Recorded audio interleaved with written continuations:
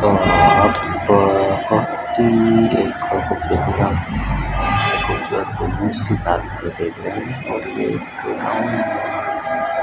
गाँव के जंगल में बहुत ही खूबसूरत व्यूज़ है जहाँ पे ट्रीज है। और अगर आप मेरे यूट्यूब चैनल पे नए हैं तो प्लीज़ सब्सक्राइब करें, बेल आइकन को लगाना ना भूलें और मज़ीद वीडियोज़ के लिए मेरे यूट्यूब चैनल को विज़िट करें और रेड कलर का जो है सब्सक्राइब है उसको लगाएं और घंटी की टाइप का बेल आइकन है उसको दबाएं ताकि आपको मज़ीद अपने वीडियोज़ के नोटिफिकेशन आते रहें और अपडेट मिलती रहे मेरे यूट्यूब चैनल से। तो थैंक्स फॉर वाचिंग। जैसे कि मेरे यूट्यूब चैनल पे आके मेरे यूट्यूब चैनल विज़िट करने के लिए आपका बहुत ही तहे दिल से शुक्रिया। Thank you.